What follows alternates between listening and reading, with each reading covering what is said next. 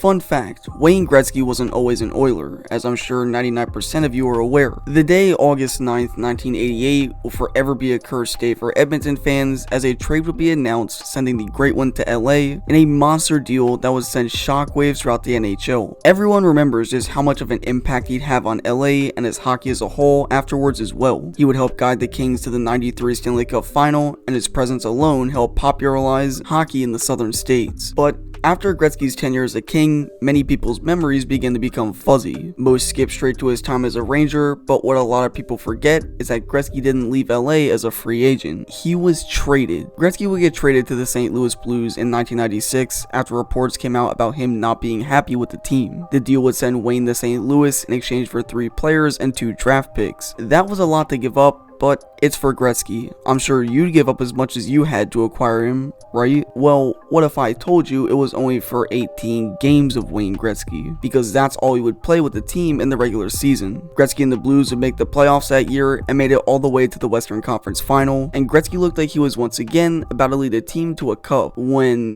Gretzky had it, lost it, Yzerman picks it up. Yzerman moving, blue line chance, score! Steve Yzerman!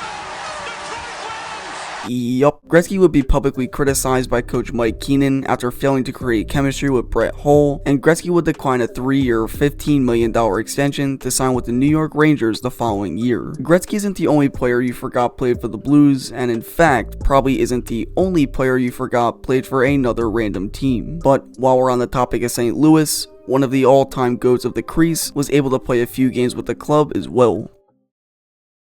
Martin Brodeur is highly regarded as one of the best netminders to ever do it, and his accomplishments speak for themselves. Brodeur holds numerous franchise and NHL records, all while winning 4 Vezinas, 5 Jennings, a Calder Memorial Trophy, and even scoring an NHL goal, which for a goaltender is an extremely rare feat. Brodeur dominated the league while in New Jersey, and in fact, many like to believe that Brodeur finished his career a lifelong Devil, which would be fitting, but they're wrong. After the Devils would lose to the LA Kings in the 2012 Stanley Cup Final, Martin Brodeur's stats would begin to take a significant drop, and would continue to do so as the years went on. This would lead to New Jersey shockingly dropping Marty to free agency in June of 2014, making him finish his career elsewhere. At this point, Brodeur was coming off of his worst statistical season yet. That year, he would go just 19, 14, and 6, posting a .901 save percentage and a .251 goals against average. He was also the age of 41, mind you, so teams were cautious when he hit the open market, not knowing how much left he had in the tank. St. Louis decided to give Brodeur a shot, signing him to a professional tryout due to starting netminder Brian Elliott sustaining an injury. Marty showed he was still able to keep up with Jake Allen, and eventually would sign a 1-year deal that December to play in the 14-15 season. Brodeur was able to find a home, but it didn't last long. Marty still wanted to be a starter, or at best a backup, and when Brian Elliott returned, he would be bumped down to the team's 3rd string position, something he wasn't used to being. Just a month after signing in St. Louis, Brodeur would announce his retirement from the NHL. Brodeur's tenure with the Blues was extremely short-lived, as he would only play in 7 games with the team, going 3-3, posting a .287 goals against average and a .899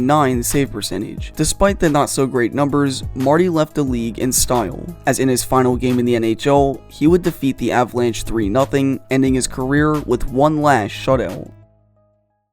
Paul Coffey's arguably the greatest offensive defenseman of his era due to his tremendous burst of speed and phenomenal offensive prowess. He was a key contributor to the Oilers' success of the 1980s on the back end thanks to his IQ and overall play on the ice. Paul Coffey would find himself on a boatload of teams, however, as despite his outstanding totals as a defenseman, his offensive first mindset didn't exactly fit with some coaches' schemes. Most people, including myself, know that Coffey spent some time in Pittsburgh, Philly, LA, and even Hartford, and even some remember his brief stints in Detroit and Carolina. But what a lot of people forget is that Coffey spent his final season with the Boston Bruins. Granted, he would only play in 18 games, but they were still significant nonetheless. Coffey would produce just 4 assists within those 18 games, but would cement himself second all-time in scoring amongst defensemen. He would retire after that 2000-2001 season, finishing his career with 396 goals and over 1,000 assists. And And while we're on the topic of Bruins, another legendary defenseman would also spend his last year in Boston. Longtime Ranger Brian Leetch would play a total of 61 games with the Bruins in the 05-06 season after just playing 15 games with the Toronto Maple Leafs. Leetch would sign in Boston after his contract expired thanks to the 04 lockout, recording very solid totals even at the age of 37. Leetch would tally 5 goals and 27 assists for 32 points with Boston that season, being named the assistant captain, helping mentor the young talent on the blue line. That being said, the Bruins lacked the skill to reach the postseason, and Brian Leetch would retire after that season, but not before recording his 1,000th career point while with the team. McIver's been scoring of late, getting assists. Patrick in deep for Lafleur. He scores! Guy Lafleur! It's a power play goal!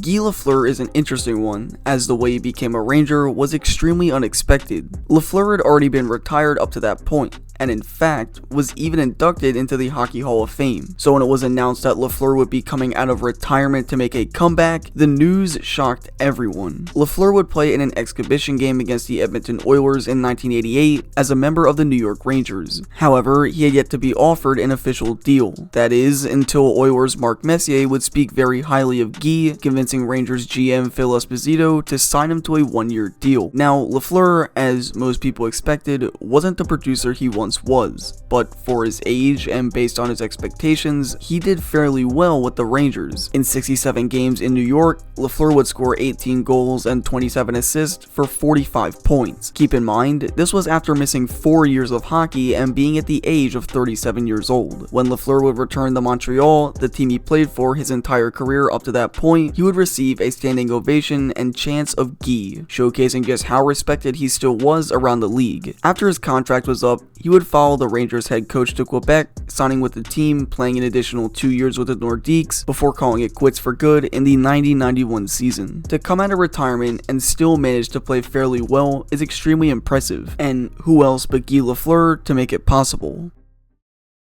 Brett Hull was coming off of a massive 03-04 season in Detroit, producing 68 points in 82 games, and he was set to become an unrestricted free agent that offseason. A ton of Hull's former clubs were in on the sweepstakes, one of which included the Dallas Stars. They would offer Brett a one-year deal, thinking they had it in the bag, until he would decline the offer to sign a 2-year deal with the Phoenix Coyotes. Hull had a rocky relationship with the Coyotes from start to finish, and things didn't start off too well, as 1 year of his deal would be burnt off due to the lockout. But when the NHL would return to play, Hull requested to wear his father, Bobby Hull's number, to honor him. Just one problem. The Coyotes, who relocated from Winnipeg in 1996, had previously retired Bobby Hull's number back when the team was known as the Jets. The team would decide to honor the retired numbers, upsetting Brett and even Bobby, who demanded the team let his son unretire and wear his jersey. As the season was set to kick off, Brett would decide on wearing the number 16, and he would lace up for the Coyotes that year, only playing 5 games. Brett Hull, out of nowhere, would retire, stating he felt he wasn't playing at the level he knew he could anymore. This, coming after Hull would produce just 1 assist within those 5 games in Phoenix. Perhaps the Coyotes were smart on not unretiring Bobby's number, as Brett Hull's time in Phoenix to this day is still forgotten by many.